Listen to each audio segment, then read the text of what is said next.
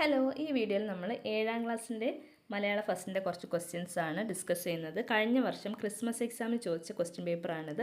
അപ്പോൾ ഏകദേശം ഇതേ മോഡൽ തന്നെയായിരിക്കും നമുക്ക് ഈ വർഷവും ചോദിക്കുന്നത്. നമുക്ക് ആദ്യം തന്നെ ഇങ്ങനെ വായിക്കാം, എഴുതാമെന്ന് പറഞ്ഞിട്ട് ഒരു പാരഗ്രാഫ് ഉണ്ടാകും. നമുക്കൊരു കഥയായിരിക്കാം അല്ലെങ്കിൽ കവിതയായിരിക്കും. ഓക്കെ, പിന്നീട് ഒരു അനുഭവക്കുറിപ്പ് എഴുതാനുണ്ടാകും, പിന്നെ ഒരു തത്സമയ വിവരണം ഉണ്ടാകും, ഒരു കുറിപ്പുണ്ടാകും, വിശകലനക്കുറിപ്പ് ഉണ്ടാകും, പിന്നെ അതുപോലെ തന്നെ ഒരു ഇമെയിലും തയ്യാറാക്കാനുണ്ടാകും. ഓക്കെ, അപ്പോൾ നമുക്കിവിടെ ആദ്യത്തെ ക്വസ്റ്റ്യൻ നോക്കാം. നിങ്ങൾക്ക് ഇങ്ങനെ തന്നിട്ട് അതിൽ നിന്ന് ക്വസ്റ്റ്യൻ ചോദിക്കും. അപ്പോൾ നിങ്ങൾ ഈ തന്നിരിക്കുന്ന പാരഗ്രാഫ് നന്നായിട്ട് വായിക്കണം. ഓക്കെ, കഥയാണെങ്കിലും കവിതയാണെങ്കിലും നന്നായിട്ട് വായിച്ചിട്ടുണ്ടെങ്കിൽ നമുക്ക് താഴെ കൊടുത്തിരിക്കുന്ന ക്വസ്റ്റ്യൻസിന് കറക്റ്റായിട്ട് ആൻസർ ചെയ്യാൻ പറ്റുള്ളൂ. ഓക്കെ ആണല്ലോ? അപ്പോൾ ഇതൊന്ന് വായിച്ച് നോക്കാം. ഭാഷയിലെ ഏറ്റവും പ്രധാന ഘടകം വാക്യമാണ്. ഒരു കാര്യം വാക്യത്തിൽ പറയുമ്പോഴാണ് ഏറെക്കുറെയെങ്കിലും അർത്ഥബോധം ഉണ്ടാകുന്നത്. വാക്കുകൾ കൂട്ടിച്ചേർത്താണല്ലോ വാക്യമുണ്ടാക്കുന്നത്. നല്ല ശ്രദ്ധയോടെ വാക്കുകൾ തിരഞ്ഞെടുത്ത് പ്രയോഗിക്കുന്നവരാണ് ഭാഷാ പ്രയോഗത്തിൽ വിജയിക്കുന്നത്. വേണ്ട വാക്ക് വേണ്ടിടത്ത് ഉപയോഗിക്കാൻ കഴിയണം. പ്രിയംവദമാരെ ശ്രദ്ധിച്ചു നോക്കൂ. അവർ വശ്യമായ വാക്കുകൾ വാക്യത്തിൽ വിന്യസിക്കുന്നത് കാണാം. അവൻ്റെ തൊണ്ട ശവക്കുഴിയാകുന്നു എന്ന് ബൈബിളിൽ പ്രയോഗമുണ്ട്. ഏറ്റവും നീചമായ നിലയിൽ ഭാഷ ഉപയോഗിക്കുന്നവരെയാണ് ഈ പ്രയോഗം ലക്ഷ്യമാക്കുന്നത്. അപ്രിയമായ വാക്കുകൾ പ്രതിപക്ഷ ബഹുമാനമില്ലാതെ നിരത്തിയാണ് അത്തരം ആളുകൾ വാക്യം നിർമ്മിക്കുന്നത്. അത് ശീലമാക്കിയാൽ ഭാഷയും അതുവഴി വ്യക്തിത്വവും ചീത്തയാകും. അതുകൊണ്ട് തന്നെ അതിശയിപ്പിക്കുന്ന ഒരു ഭാഷാ വസ്തുവാണ് വാക്ക്. ഓക്കെ ആണല്ലോ? അപ്പോൾ ഇത്രയാണ് നമുക്ക് തന്നിട്ടുള്ള പാരഗ്രാഫ്. ഇനി ആദ്യത്തെ ക്വസ്റ്റ്യൻ നോക്കാം. ഒരു കാര്യം അർത്ഥബോധത്തോടെ ഗ്രഹിക്കാൻ കഴിയുന്നത് എപ്പോഴാണ്?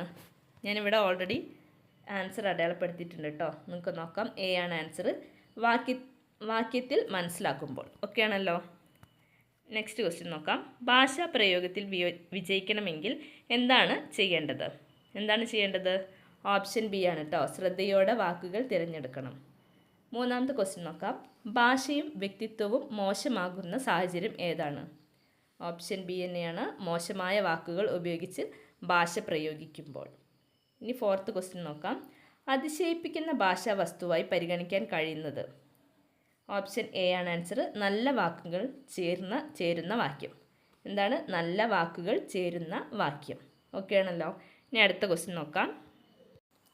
വ്യക്തിയെ പ്രിയങ്കരനാക്കാൻ നല്ല കൂട്ടുകാരെ പോലെ സഹായിക്കുന്ന ഘടകം ഏതാണ്? നല്ല കൂട്ടുകാരും നല്ല വാക്കുകളാണ് കേട്ടോ. ഓപ്ഷൻ എ ആണ് ആൻസർ. ഇനി അടുത്തത് നോക്കൂ. അനുഭവക്കുറിപ്പ് എഴുതാനാണ് കേട്ടോ. അമ്മ എവിടെ എന്ന ടീച്ചറുടെ ചോദ്യത്തിന് എനിക്ക് അമ്മയില്ലെന്ന് ഞാൻ പറഞ്ഞു. ടീച്ചർ എന്നെ ചേർത്ത് പിടിച്ചു. ഞാനില്ലേ നിനക്കെന്ന് ടീച്ചർ പറഞ്ഞപ്പോൾ എൻ്റെ മനസ്സ് നിറഞ്ഞു. വാക്കുകൾ ഇതുപോലെ നിങ്ങളെ സന്തോഷിപ്പിക്കുകയോ സങ്കടപ്പെടുത്തുകയോ ചെയ്തിട്ടില്ലേ? ഒരനുഭവം കുറിപ്പായിട്ട് എഴുതാനാണ് നമ്മളോട് പറഞ്ഞിട്ടുള്ളത് അല്ലേ? അപ്പം ചില ആളുകൾ ഇതുപോലെ പറയുന്നതൊക്കെ ചില സന്ദർഭങ്ങളിൽ നിങ്ങളെ ഒരുപാട് ചിലപ്പോൾ എന്ത് ചെയ്യിപ്പിക്കും? സന്തോഷിപ്പിക്കും അല്ലേ? ചിലപ്പോഴൊക്കെ ചില ആളുകൾ ചിലപ്പോൾ നമ്മുടെ ഫ്രണ്ട്സൊക്കെ എന്തെങ്കിലും പറഞ്ഞിട്ടുണ്ടെങ്കിൽ നമുക്കത് ഭയങ്കര വിഷമം ഉണ്ടാക്കാറുണ്ട് അല്ലേ? അങ്ങനെ നിങ്ങളുടെ ഫ്രണ്ട്സോ അല്ലെങ്കിൽ നിങ്ങളുടെ വീട്ടുകാരോ നിങ്ങളെ സന്തോഷിപ്പിക്കുകയോ അല്ലെങ്കിൽ സങ്കടപ്പെടുത്തുകയോ ചെയ്തിട്ടുള്ള ഒരു സാഹചര്യം അല്ലേ, ഒരു അനുഭവം നിങ്ങളോട് എഴുതാനാണ് പറഞ്ഞിട്ടുള്ളത്. അത് ഈസി അല്ലേ? ഓക്കെ, നിങ്ങൾക്ക് ഇനിയിപ്പോൾ അങ്ങനെ ഇല്ലെങ്കിലും നിങ്ങൾക്ക് ഭാവനയിൽ നിങ്ങൾക്ക് എന്താണോ വരുന്നത് അത് എഴുതാൻ പറ്റും. ഓക്കെ, നിങ്ങൾക്ക് അത് എഴുതി സ്കോർ ചെയ്യാൻ പറ്റും. ഇനി അടുത്ത ക്വസ്റ്റ്യൻ നോക്കൂ. ചിലപ്പോഴൊക്കെ നിങ്ങളോട് അനുഭവക്കുറിപ്പ് ചോദിക്കുന്നത് ഓണം ഓർമ്മകളെക്കുറിച്ചായിരിക്കും കേട്ടോ. നിങ്ങൾ ആസ്വദിച്ചിട്ടുള്ള നല്ലൊരു ഓണത്തിനെ കുറിച്ചിട്ട് എഴുതാൻ, അല്ലെങ്കിൽ നിങ്ങളുടെ മിക്കവാറും അതുപോലെ തന്നെ നിങ്ങളുടെ ചെറുപ്പകാലത്തിൽ ഉണ്ടായിട്ടുള്ള എന്തെങ്കിലും സംഭവങ്ങൾ എഴുതി ചേർക്കാനായിരിക്കും പറയുന്നത് കേട്ടോ. ഓക്കെ ആണല്ലോ? അനുഭവക്കുറിപ്പ്. അപ്പോൾ അത് നിങ്ങൾ ഓർത്ത് വെക്കണം. ഓക്കെയാണേ? ഇനി അടുത്ത പ്രവർത്തനം നോക്കാം. തത്സമയ വിവരണം. അതിൻ്റെ മുന്നേ ഈ അനുഭവക്കുറിപ്പിൽ തന്നെ നിങ്ങൾ എഴുതുമ്പോൾ നിങ്ങളുടെ ഭാവനയ്ക്കാണ് അവർ മാർക്ക് തരുന്നത് കേട്ടോ. നിങ്ങളുടെ ഭാവനയ്ക്കും അതുപോലെ നിങ്ങളത് എങ്ങനെയാണ് എഴുതി അവതരിപ്പിച്ചിട്ടുള്ളത്. ഓക്കെ, പിന്നെ അതുപോലെ തന്നെ നിങ്ങൾ ക്വസ്റ്റ്യൻ മാർക്ക് ഇടേണ്ടടുത്ത് ക്വസ്റ്റ്യൻ മാർക്ക് ഇട്ടിട്ടുണ്ടോ, ഫുൾ സ്റ്റോപ്പ് ഇടേണ്ടടുത്ത് അത് ചെയ്തിട്ടുണ്ടോ, അതുപോലെ തന്നെ അക്ഷരത്തെറ്റില്ലാതെയാണോ നിങ്ങൾ എഴുതുന്നത്, അതൊക്കെ അവർ ശ്രദ്ധിക്കും. ഓക്കെ ആണല്ലോ? അപ്പോൾ അതൊക്കെ നിങ്ങളും ശ്രദ്ധിച്ചിട്ട് വേണം ഇതിൻ്റെ ആൻസർ എഴുതാൻ. ഇനി അടുത്ത പ്രവർത്തനം നോക്കാം. തത്സമയ വിവരണം. ഓക്കെ, സ്കൂൾ കലോത്സവം താളമേളത്തോടെ വിദ്യാലയത്തിൽ പുരോഗമിക്കുകയാണ്. കലാപരിപാടികളുടെയും കുട്ടികളുടെ പങ്കാളിത്തത്തിൻ്റെയും ആവേശം ചോർന്നു പോകാതെ കലോത്സവത്തിൻ്റെ തത്സമയ വിവരണം തയ്യാറാക്കുക. ഈ തത്സമയ വിവരണം എന്ന് പറഞ്ഞാൽ എന്താണ്? ലൈവാണ് അല്ലേ? അപ്പം നമ്മളൊരു പരിപാടി കണ്ടുകൊണ്ടിരിക്കുക, അതെങ്ങനെയാണെന്നുള്ളത് അതുപോലെ എഴുതണം. അതിനെയാണ് നമ്മൾ തത്സമയ വിവരണം എന്ന് പറയുന്നത് അല്ലേ? ഇപ്പോൾ കലോത്സവത്തിനാണെന്നുണ്ടെങ്കിൽ നമുക്ക് എങ്ങനെയൊക്കെ എഴുതാം? അപ്പം നമുക്ക് സപ്പോസ് എന്തെങ്കിലും ഒരു മത്സരം, ഒരു ഡാൻസ് നടന്നുകൊണ്ടിരിക്കുകയാണെന്ന് വിചാരിക്കുക. അപ്പോൾ നമുക്ക് ഇങ്ങനെ എഴുതി തുടങ്ങാം. വേദി 1 അതിമനോഹരമായ സംഘനൃത്തമാണ് ഇപ്പോൾ നടന്നുകൊണ്ടിരിക്കുന്നത്. അതാ ഊട്ടുപുരയിൽ നിന്ന് നല്ല ബിരിയാണിയുടെ മണം എത്തുന്നുണ്ട്. ജഡ്ജസിന് വേണ്ട സ്കോർ കാർഡൊക്കെ NCC വളണ്ടിയർമാർ എത്തിച്ചു കൊടുക്കുന്നുണ്ട്. അങ്ങനെയൊക്കെ പറഞ്ഞിട്ട് വേണം, നമ്മൾ ആ പരിപാടി കണ്ടുകൊണ്ടിരിക്കുകയാണ് അല്ലേ? അപ്പോൾ അത് ബാക്കിയുള്ള ആളുകളിലേക്ക് അതുപോലെ തന്നെ എത്തിക്കണം. അതിനെയാണ് തത്സമയ വിവരണം എന്ന് പറയുന്നത്. നിങ്ങൾക്ക് അറിയും അല്ലേ? നിങ്ങളൊക്കെ ചെയ്യുന്ന ആൾക്കാർ തന്നെയാണ്, നിങ്ങളൊക്കെ ലൈവ് കാണുന്ന ആൾക്കാരാണ് അല്ലേ? അപ്പോൾ നിങ്ങൾക്ക് വളരെ നന്നായിട്ട് ഞാൻ പറയുന്നതിനേക്കാൾ മനോഹരമായിട്ട് അത് എന്താണ് എഴുതി പിടിപ്പിക്കാൻ പറ്റും അല്ലേ? യെസ്. അപ്പോൾ നിങ്ങൾക്ക് നല്ല ആകർഷകമായിട്ടുള്ള ഭാഷകളൊക്കെ ഉപയോഗിച്ച് രസകരമായിട്ട് വേണം അതൊക്കെ എഴുതാൻ. ഓക്കെയാണേ? അപ്പോൾ ഇനി നമുക്ക് അടുത്ത ക്വസ്റ്റ്യൻ നോക്കാം. 4ാമത്തെ പ്രവർത്തനം വിശകലനക്കുറിപ്പാണ് കേട്ടോ. പ്രകൃതി ഒരു ചിത്രശാലയാണ്. നാനാവർണ്ണങ്ങൾ ചാലിച്ചു ചേർത്ത് സർവ്വജീവജാലങ്ങളും ഇവിടെ ചിത്രവിരുന്നൊരുക്കുകയാണ്. ചിത്രശലഭങ്ങൾ എന്ന കവിത വിശകലനം ചെയ്ത് കുറിപ്പ് എഴുതുക. ഓക്കെയാണ്. അപ്പോൾ വിശകലനക്കുറിപ്പ് എഴുതണമെന്നുണ്ടെങ്കിൽ നമ്മൾ എന്തൊക്കെ കണ്ടെത്തണം? ആദ്യം ഈ തന്നിട്ടുള്ള വരികൾ വായിച്ച് അതിൻ്റെ ആശയം അതെന്താണെന്നുള്ളത്, അവരെന്താണോ ഉദ്ദേശിക്കുന്നത് എന്നുള്ളത് നമ്മൾ എഴുതണം അല്ലേ? ആ വരിയിൽ നിന്ന് നമുക്ക് എന്താണോ വായിച്ചിട്ട് മനസ്സിലാക്കിയിട്ടുള്ളത്, അതെന്താണ് അതിൻ്റെ അർത്ഥം എന്നുള്ളത് എഴുതണം. പിന്നെ അതിൻ്റെ ഭംഗി അല്ലേ? അവരെത്ര മനോഹരമായിട്ടാണ് അതിനെ ഉപമിച്ചിട്ടുള്ളത്, അതിനെ പറഞ്ഞിട്ടുള്ളത് എന്നുള്ള കാര്യം എഴുതണം. ഓക്കെയാണല്ലോ?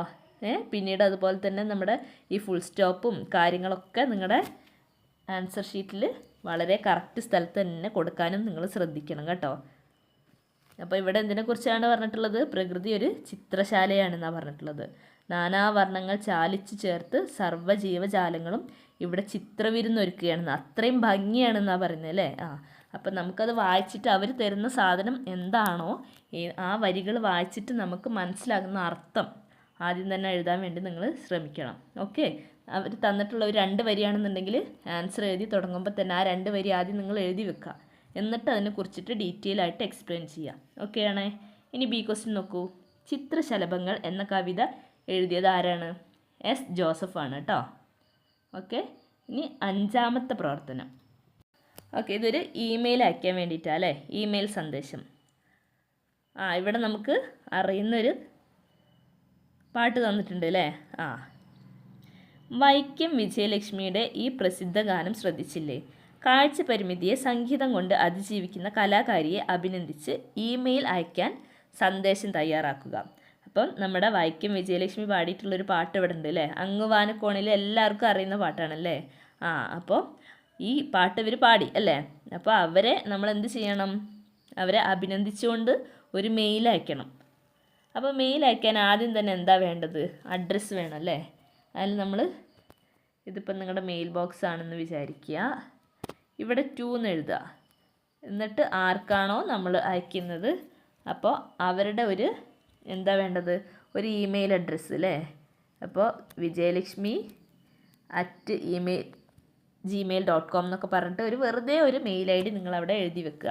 മെയിൽ ID ഒക്കെ ഉണ്ടാക്കാൻ എല്ലാവർക്കും അറിയുമെന്ന് തോന്നുന്നു അല്ലേ?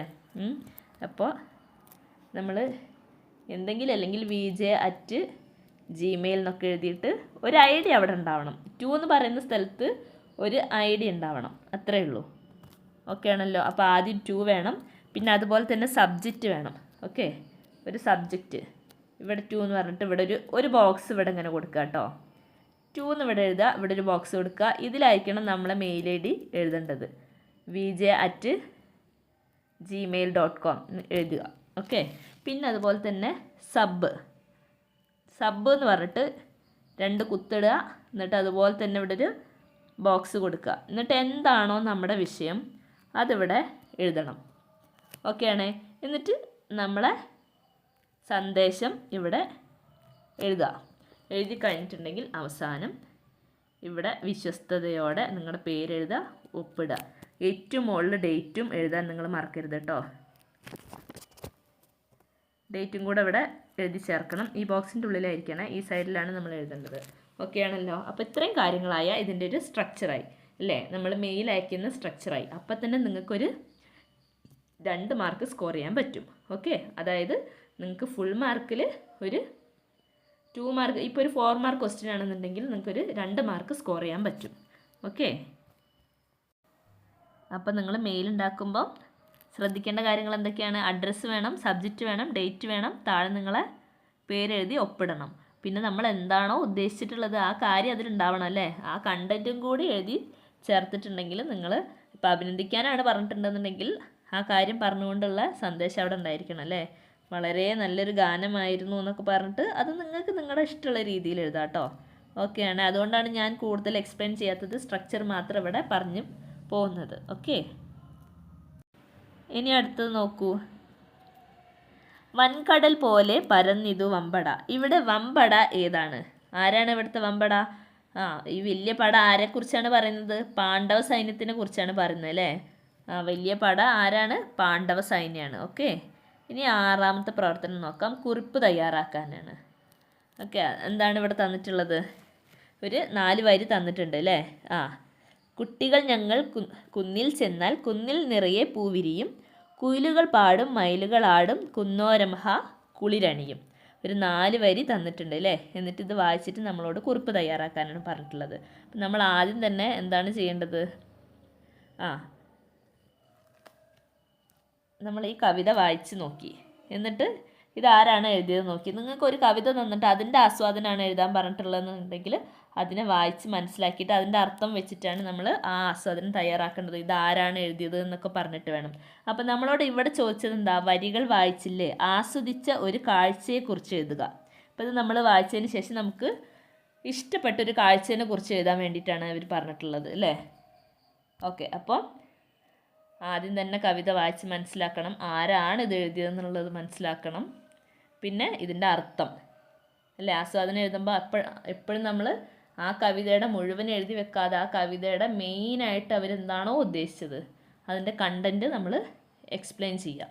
ഓക്കെ, അത്രയും കാര്യങ്ങൾ എഴുതിയിട്ടുണ്ടെങ്കിൽ നിങ്ങൾക്ക് ഫുൾ മാർക്ക് സ്കോർ ചെയ്യാൻ പറ്റും. ഇനി ബി ക്വസ്റ്റ്യൻ നോക്കൂ.